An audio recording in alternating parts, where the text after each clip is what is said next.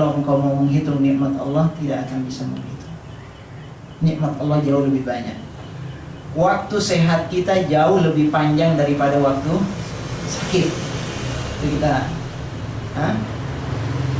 waktu lapang kita jauh lebih panjang daripada waktu sempit kita. Kenapa kita memikirkan yang kecil, yang sedikit itu, sehingga melupakan begitu banyak nikmat Allah Subhanahu wa taala? Nah, ini tidak boleh. Ini yang jadi arahan kepada Rasul sallallahu alaihi wasallam, ya Muhammad, ingat nikmat. Ingat karunia Allah Subhanahu wa taala. Ingat kepada begitu banyak kebaikan yang diberikan oleh Allah Subhanahu wa taala kepada kita semuanya. Nah, ini arahan pertama ikhwatal iman rahimakumullah, sehingga dalam hidup ini enggak usah kita terlalu sibuk dengan kesulitan-kesulitan yang ada. Bahkan bisa jadi kesulitan itu pun kalau kita hadapi atau kita sikapi dengan baik, justru dia akan menjadi nikmat. Ya, seringkali kesulitan itu sebetulnya nikmat dari Allah. Kalau kita tidak pernah merasakan sakit, kita tidak akan pernah merasakan nikmatnya sehat. Jadi nikmat itu sendiri merupakan nikmat sebetulnya. Kalau orang tidak pernah lapar, dia tidak akan pernah merasakan nikmatnya kenyang. Sehingga lapar itu sendiri sebetulnya nikmat dari Allah Subhanahu wa taala. Lihat kita kemarin waktu puasa, gimana? Beda nggak rasanya ketika iftar itu? Nikmat sekali iftar itu. Karena kita sesudah merasakan lapar. Jadi lapar itu pun sebetulnya merupakan nikmat dari Allah, agar kita lebih merasakan nikmat-nikmat yang diberikan oleh Allah Subhanahu wa taala. Nah, ini yang disebutkan oleh Allah Subhanahu wa taala, inna a'tainakal kautsar. Sudah, kita berpikir positif. Allah sudah berikan banyak kepada kita. Pada setiap tarikan nafas kita, pada setiap detak jantung kita, pada setiap gerak dan diam kita, terus mengalir nikmat Allah, tidak pernah berhenti kepada kita. Sudah berapa banyak makanan yang kita konsumsi selama hidup ini? Sudah berapa banyak oksigen yang kita hirup selama ini? Itu semuanya kita lupakan. Tidak, kita harus ingat semua itu. Fabi ayyi ala'i rabbikuma tukadziban. Kita tidak boleh mendustakan itu. Nah, kalau kita ingat kepada nikmat Allah, insya Allah kita akan menjadi hamba yang bersyukur. Alhamdulillah. Lapang kita, enggak apa-apa. Seperti Nabi Ayub alaihi salam dikasih sakit, padahal lama sakitnya. Tapi ketika dibandingkan dengan masa sehatnya, nggak seberapa dengan sehatnya. Masih banyakkan sehatnya daripada sakitnya. Jadi dia lapang saja. Nah, ini cara menghadapi kondisi yang kita lalui. Ingat nikmat Allah Subhanahu wa taala. Jangan selalu yang diingat itu adalah sulit-sulitnya saja. Ini ikhwafillah rahimakumullah yang pertama. Jadi kaitan dengan ayat yang pertama, inna a'tainakal kautsar. Yang kedua, ikhwafillah rahimakumullah, fasalli li rabbika wanhar. Nah, kalau kita sadar bahwa Allah sudah memberikan begitu banyak nikmat kepada kita, maka kemudian pada saat ini katanya Salman Auda, pada saat ini apa yang harus kita lakukan? Menyikapi masa sekarang, isi masa kini dengan amal-amal soleh. Isi karunia Allah, pergunakan potensi yang diberikan oleh Allah untuk menjadi amal soleh kita semuanya. Sekarang adalah saatnya untuk beramal. Ya. Dan Allah Subhanahu wa taala menyebutkan, dari sekian banyak amal yang harus kita lakukan sepanjang hayat kita ini, dalam mengisi kehidupan ini, ada dua hal yang tidak boleh dilupakan, yaitu fasalli li rabbik. Pertama adalah salat untuk Tuhanmu, dan wanhar. Dua hal ini yang diminta oleh Allah Subhanahu wa taala. Salat adalah simbol hubungan kita dengan Allah Subhanahu wa taala. Silah bainal abdi wa rabbi. Hubungan antara hamba dengan Rabbnya. Dengan salat kita sadar betul bahwa diri kita lemah, bahwa kita tidak berdaya, bahwa kita apa-apa, bahwa kita ruku dan sujud, kita butuh kepada Allah Subhanahu wa taala. Kita bermunajat kepada Allah Subhanahu wa taala. Dan salat ini juga menunjukkan bahwa kita ingin bersyukur kepada Zat yang sudah memberikan begitu banyak nikmat kepada kita selama ini. Masa nikmatnya sudah kita pergunakan, kita konsumsi, kita ambil, kita habiskan, lalu kita lupa kepada Allah Subhanahu wa Ta'ala, zat yang memberikan nikmat-nikmat tersebut kepada kita. Makanya Allah Ta'ala mengatakan fasholli li rabbik, maka salatlah, jangan lupa salat kepada Tuhan. Dan salat ini menjadi satu ibadah sentral dari sejak zaman Nabi Adam alaihi salam sampai zaman Nabi kita Muhammad sallallahu alaihi wasallam. Salat ini adalah ibadah yang tidak pernah ditinggalkan oleh para nabi, bahkan pesan-pesan para nabi kaitannya dengan salat. Jadi bukan hanya masa Rasulullah sallallahu alaihi wasallam salat itu. Ya. Kita lihat misalnya Nabi Isa alaihi salam, beliau mengatakan qala inni Abdullah atani al-kitab wa ja'alani nabiyya wa ja'alani mubarakan aynama kuntu wa awsani bis salati waz zakati ma dumtu hayya. Allah Ta'ala berpesan kepadaku agar aku selalu menjaga salat. Ini Nabi Isa alaihi salam mengatakan di waktu masih bayi, dia mengatakan semacam itu, wa awsani bis salati waz zakati ma dumtu hayya, sepanjang hidup tidak boleh lupa pada salat.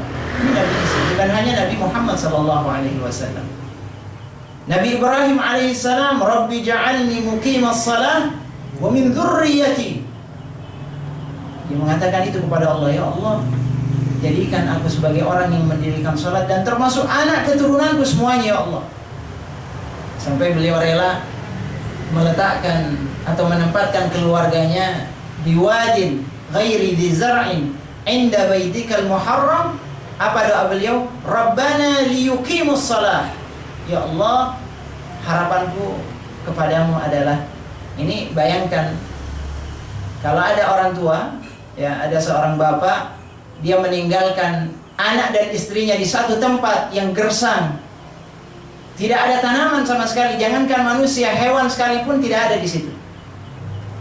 Tidak mau hidup di situ, nggak ada. Biwadin ghairi dzi zar'in inda baitikal muharram. Tapi doanya, lihat bagaimana doa Nabi Ibrahim alaihissalam, Rabbana liyuqimus shalah. Biasanya yang kita minta kalau dalam kondisi semacam itu, ya Allah, berikan kepada mereka rezeki, ya Allah, berikan air kepada mereka, cukupi mereka dan segalanya.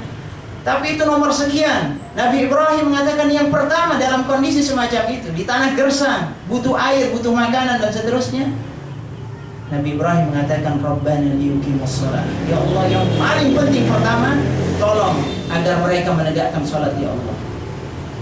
Jadi ini juga pelajaran bagi orang tua, ya, kita semuanya, bahwa yang paling pertama pendidikan buat anak-anak itu adalah bagaimana mereka menjaga salat. Rabbana liyuqimus shalah. Faj'al af'idatan minan nasi tahwi ilaihim. Ya, buat orang-orang itu simpati kepada mereka, cinta kepada mereka. Baru sesudah itu warzuqhum minat thamarat, baru minta rizki kepada Allah Subhanahu wa Ta'ala. Jadi urutan sekian rizki itu, yang penting salat dulu. Ini Nabi Ibrahim alaihissalam. Jadi kita lihat bagaimana para nabi itu begitu perhatian kepada salat. Sampai Allah Ta'ala sendiri mengatakan, apa kata Allah? La nas'aluka rizqan nahnu narzuquk. Yang kita minta kepadamu adalah salat. Jangan tanya urusan rezeki itu urusanku. Aku yang akan memberikan kepadamu. Yang diminta oleh Allah adalah bagaimana kita melaksanakan salat dengan baik. Nah, ini ikhwafillah rahimakumullah yang disebutkan oleh Ibrahim alaihissalam dan juga nabi-nabi yang lain. Wa kana ya'muru ahlahu bis shalah. Nabi Ismail alaihissalam. Dan juga Nabi kita Muhammad sallallahu alaihi wasallam mengatakan as-salatu nurun, kata Rasulullah, salat itu adalah cahaya. Jadi yang pertama kali kalau kita ingin mensyukuri nikmat adalah jaga salat kita. Fasholli li rabbik. Ini kata Allah Ta'ala, sebab ini perlambang bahwa kita ingat kepada Allah, ingat kepada zat yang memberikan rezeki kepada kita. Dan yang kedua, wanhar, yaitu berkurban. Menurut para mufassir maknanya adalah berkurban. Tapi kita ambil sisi yang lain, bahwa kurban di sini adalah simbol dari hubungan dengan sesama manusia. Jadi yang pertama hubungan dengan Allah, yang kedua adalah hubungan dengan manusia. Hablum minan nas. Artinya dalam hidup ini yang kedua, kalau menyikapi masa lalu adalah kita banyak ingat nikmat Allah sehingga muncul rasa syukur. Nah, pada masa sekarang ini yang harus kita lakukan adalah isi dengan amal. Amalnya dua, imma hablum minallah atau hablum minan nas. Jadi sederhana ini arahan-arahan Allah Subhanahu wa taala, hablum minallah dan hablum minan nas. Ya, selama itu bermanfaat, lakukan. Ya, Allah Subhanahu wa taala menuntut kita untuk melakukan itu. Kemudian yang ketiga, ikhwafillah rahimakumullah, Allah taala mengatakan inna syani'aka huwal abtar. Bahwa sesungguhnya orang yang benci kepadamu, syani'aka huwal abtar, itulah yang terputus. Bukan Rasulullah yang terputus, tapi orang yang benci kepadamu wahai Muhammad itu yang terputus. Terputus dari rahmat Allah, terputus dari pertolongan Allah, jauh dari Allah Subhanahu wa taala. Itu orang yang benci kepada Rasulullah sallallahu alaihi wasallam. Maknanya apa? Jadi mafhum mukhalafahnya, jadi orang yang cinta kepada Rasulullah, orang yang mengikuti Rasulullah, berada di atas sunnah Rasul sallallahu alaihi wasallam, dia tidak akan pernah terputus selamanya. Dia harus optimis bahwa dia akan senantiasa ditolong dan dibantu oleh Allah Subhanahu wa taala. Ini menyikapi masa depan. Jadi seorang muslim tidak boleh pesimis. Selama dia istiqamah di jalan Allah, selama dia mengikuti sunnah-sunnah Rasulullah sallallahu alaihi wasallam, tidak ada kata abtar, sebab dia bersambung terus dengan Allah Subhanahu wa taala. Dia akan mendapatkan pertolongan dan bantuan Allah Subhanahu wa taala. Yang pantas putus asa adalah yang jauh dari Allah. Tapi orang beriman, dia tidak akan pernah putus asa, tidak pernah dia menyerah, karena dia sadar segala langkahnya, setiap langkahnya akan dibantu oleh Allah Subhanahu wa taala. In tansurullaha yansurkum wa yutsabbit aqdamakum. Kalau kita selalu membela agama Allah, taat kepada Rasul sallallahu alaihi wasallam, jangan khawatir, Allah akan bersama dengan kita. Ini menyongsong masa depan. Jadi masa lalu, masa sekarang, dan masa yang akan datang. Jadi ketiga hal ini kalau kita bisa menyikapi dengan baik, insya Allah kita akan bahagia dalam hidup ini, di dunia dan di akhirat insya Allah. Mudah-mudahan ikhwatal iman rahimakumullah, kita bisa mengamalkan tuntunan Allah Subhanahu wa taala ini dengan baik. Semoga Allah memberikan taufik dan hidayah kepada kita semuanya. Wabillahi taufiq wal hidayah. Wassalamualaikum warahmatullahi wabarakatuh.